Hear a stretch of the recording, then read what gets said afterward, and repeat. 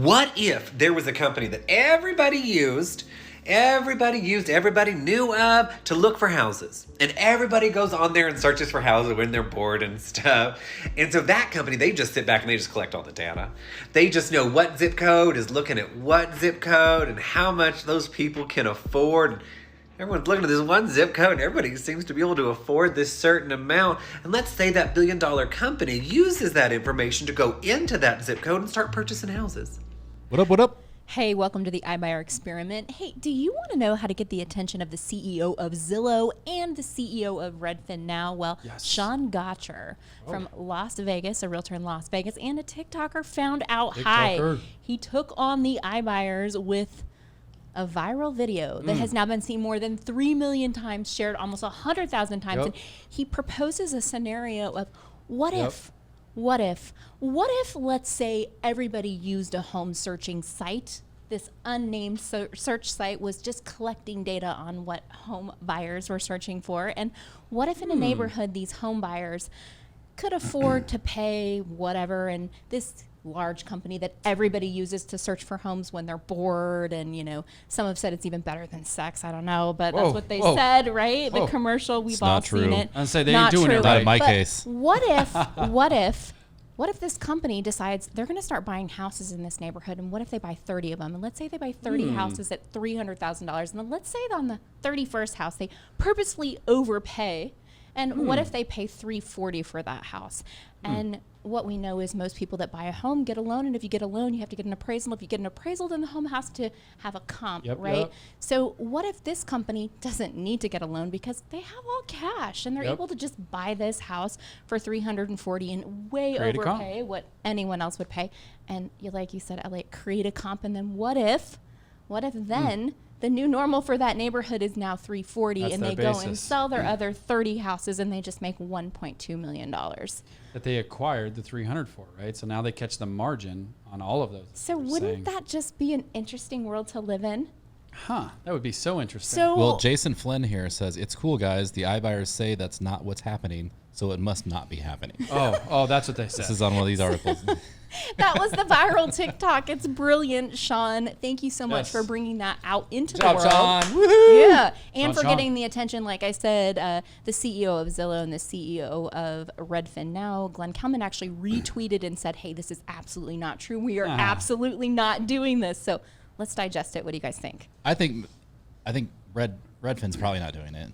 I mean, they're not buying that many houses. No, nowhere as near. far as like what Zillow and Open Door, but 100% Open Door and Zillow, I guarantee you, they're thinking those types of strategies.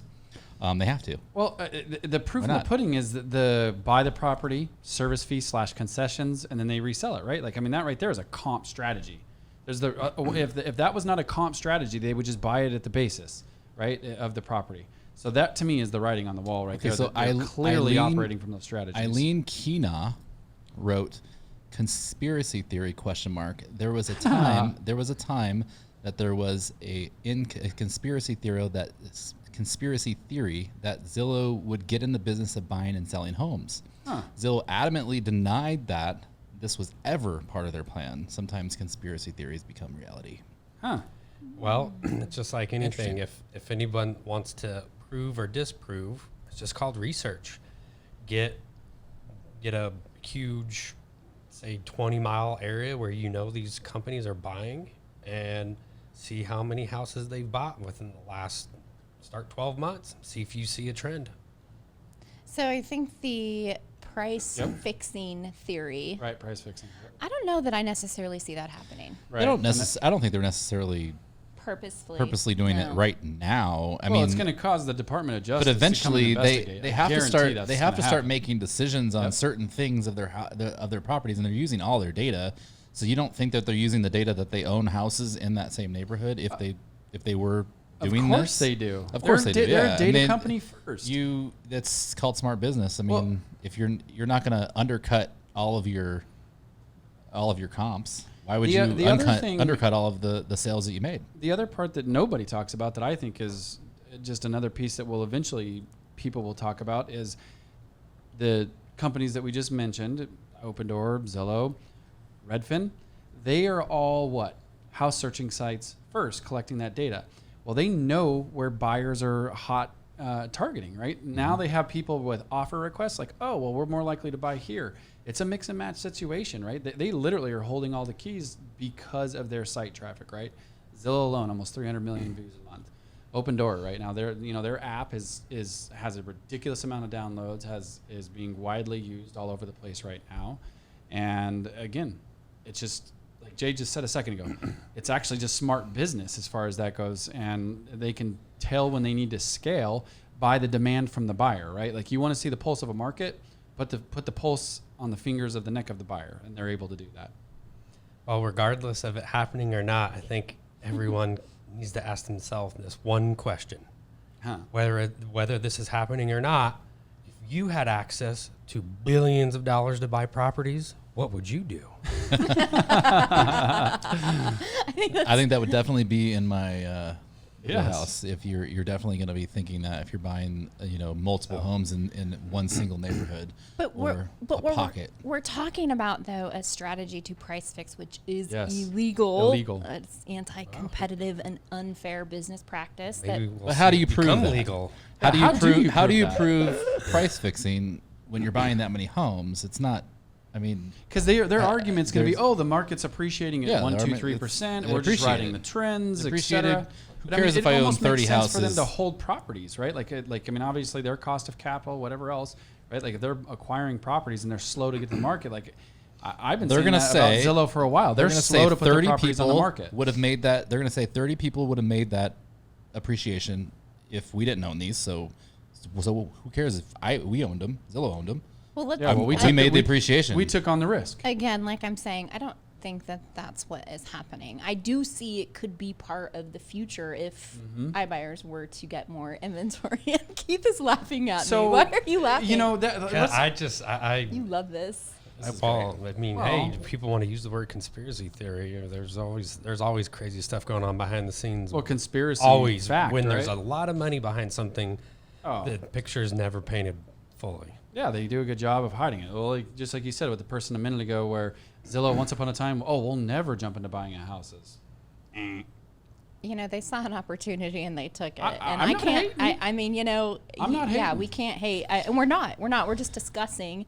And No. I love Sean. So since his video went viral, Sean, if you're watching the iBuyer Experiment or you're listening to the iBuyer Experiment, Let's get you on the show. I am a huge fan. I love your TikToks. You're doing a great job. You're highly entertaining. This video in particular, highly entertaining. So we'll link to it for sure in our description. You guys got to go watch it. See what you think. Give us your thoughts. I found it kind of interesting. I loved how he recapped it. Good job, Sean. Good job. Heck yeah. It was fire. Yeah. Made Inman. Like I said, it caught the attention of Yep. 2 CEOs. It's a big deal, but hey, we also have another big deal. The And it's- deal of the day, or what is what? Deal of the week. What are we calling it? Yeah, Deal of the week? you can't stop the trend now. No, You it gotta was go. something else. What was it called? What do we call the segment? I thought it. Curtis, Oh yeah, the deal deep dive. Actually, I'm We going to actually do need to some, record that. We need to record that. Yeah, we do need it. Yeah, and didn't then work. and then that would be good. See, I could start beatboxing and Jake would be like, yeah, we're going to hit the deep Yeah, dive. you deal. beatbox. Yeah. Yes. Keith All right. beatboxes, right? Yes. So I'm going to do something a little different. We have so much going on all the time. There's actually a couple deals of the week. Two deals of the week. It's they almost happened back to back, right? Bonus. So We got a bonus I'm deal. I'm going to do a couple shout outs. So whether, you subscribers that I'm about to shout out are listening, kudos to you. Let's keep going. And these are let's recap this. These are deals that our subscribers are getting through the Zoodealio Yep. platform. So remember that. So shout out to James Brown and Toby Hansen. James Brown. Colorado Cash Offers, who actually already They're closed crushing it. some deals with them. Yep. We just got another one under contract. It's in the Denver metro market. And then somebody just accepted one today. The buyer's sending over the offer. The numbers work. She's ready to go. Kathleen, Jernigan? Good job, Kathleen. CNC Partners, brokered by Realty One Group. Oh, nice. We that's in the Tucson, Tucson. Arizona market. Nice. So just they're brand new too. They subscribed to Zoodealio, kicking it off running, man. Yeah, and started in hot like maybe 2 weeks ago. So are these cash offers or are they buy and sells? What's the deal? These are the deep dive. Let's dive deep here, Keith. Yes. Go deeper. So these are Sounds terrible.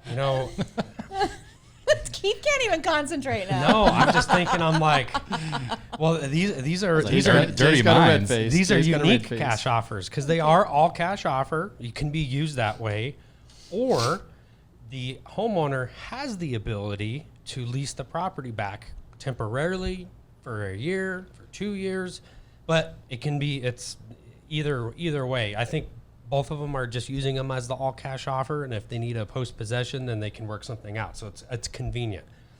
However, we do have an additional the actual sell and lease back offers where the full intention is to lease the property back for at least up to 12 months. 2 of those calls were just scheduled today for potential people wanting to take the offer, but there's a little extra steps that have to be taken with that. So there's lots of other cool stuff happening. We're killing it with those deals, Keith. Yeah. Keep them coming. Good That's job. awesome. Good job. Kudos to the offers department and to Keith for leading it and for all of your guys' hard work. You guys are working so hard. Yeah, you guys are the busiest in the office. You guys constantly quiet. Keith is quiet now. He's like he doesn't even talk anymore. Well, I'm stressed when my nose to the ground. When our amazing partnerships take a little longer than normal. It is what it is. Their backlog. Sometimes we're at the mercy of them. So if you're listening, we're doing the best we can. We're always doing what we can to streamline the process to get you those cash offers as fast as possible. So, thank you for in the times where it takes more than 2 days being patient with us. But we're trying to get it dialed into where you just get them as fast as possible and get in those conversations. Yeah, I love it. Well, you guys are rocking it. Good job. Hey, I'm curious, let's talk a little bit about startup because kind of pain point of growth is obviously growing, scaling up, putting the appropriate people in place to do the jobs, et cetera. Right, so I'm curious to get all of our takes on what do we think is our number one challenge right now? Like if we could just share with our viewers or listeners, our viewers, like kind of what's a challenge that we're all facing in growing Zoodealio? I think that would be cool. It'd be cool to hear from all of us too. Yeah. You want me to go first? Who wants to start? Start, Jay. I think it's hiring. Yeah, go right? deep. We're gonna go deep on this. I would say hiring people and training, right? Because finding new people for the offers section, not section. What do you call it? The department. Is it a department now? It's a department. We got enough employees back there that it's a department. Almost 50 a day. It is getting people onboarded, getting them set up on the systems and it's and just hiring people, having to do interviews and hiring. Yeah. Yeah, it's it can be difficult, and we lucked out with Curtis. Yeah, we did. He's the guy behind the camera. He's been with us for a few weeks and been doing great. Yep. Yeah. So we lucked out with Alyssa. Yeah. In the offers department. She's awesome. Yeah, it's been doing great. Okay, hiring for sure. I agree. Yeah. Other pain points. Well, ours for me is making sure that a lot of the things that we do are done over and over and over, and then like from especially working with all of our agent subscribers out there, making sure that we're constantly refining things. And as Keith said, our different partnerships that come in, it can zig or zag an offer structure or a different type of process, and it's really hard to keep up with everything that we have to make sure all of that stays dialed in, right? Like building everything that we have through the software so that they can click one tab that pulls up a training video, right? It's staying on top of all those things so we could be keeping all of you guys in the know is not an easy task. Mm-hmm. Absolutely not. No, you've done a great job of centralizing a lot of that information though, and now putting it in the agent dashboard. We all have, yeah. Yeah, it's been cool. Yeah, way to go. The agent dashboard is looking really good now, huh? Yeah. We got all the agent dashboard's the social looking sexy. It's got like the marketing. I'm super stoked for what's coming though. Yeah. Yeah, and I just and we go through it, right? No one else really knows. It's been for us way too long of a time coming. Some of the new features that we're talking about. I think that's the biggest challenge is even though we've been in it for a while, most people don't realize building software is a nightmare. And because we're not building it and we don't fully understand it, it's even makes it even worse. And it's long, it's expensive, and it's very hard to be patient. And very unfortunately, hard. Anyone you talk to in the development world, that's just normal, and it's an ongoing process till the end of the business. So, but hey, we're getting through it. Our platform's becoming cooler month over month, and it'll be more efficient for everybody, as those time comes. But yeah, just like Elliot said, we've seen it happen now, several times just over the last 6 months with our partnerships. Hey, everyone has their own buy box. Everyone has their own way of how they want to operate the deal, and that could literally change. Hey guys, just wanted to give you an update on, what we're doing now. I'm like, okay, we'll get that all, and then we got to let our subscribers know. And then all that information that was given was like, well, hold on, why did it change? And, so that's a little bit of a battle. Yeah. And Things are always changing. that'll probably always be that way, right? There's going to be different programs next year than what we're dealing with this year. Yep. That's right. Yep. Absolutely. Well, and I mean, just as not going off on a tangent, as more opportunities, more diversifying different types of capital come into play, right? That's going to constantly be a challenge, but that's one that I think I'm so excited to take on, because these programs and products are constantly evolving and becoming better and better. They're competing against each other. Right. Yeah. Less frictionless. We're meeting with people that are, we have a competing solution here. Let me share it with you. And we're getting people knocking on our door trying to get to our subscribers to make offers and do deals. So and it's because kudos to the agent, right? I mean, that's been the strength of how we've been able to grow so fast. Is the user base is getting, agent base is getting as big as it is. It's obviously causing attention from these capital providers for these different types of strategies, right? Which of course is still, all you agents out there listening, the acceptance rates are not like 50% or anything crazy. I mean, yes, they are, but I mean, more times than not, it starts a conversation for you and you still end up listing the house, right? So it's that storefront, it's your e-commerce business where you're pulling in your inventory to display it out to the public. Those are the best conversations that we have with our subscribers too, is the, hey, the offer didn't work, but I'm listing it on the market next week.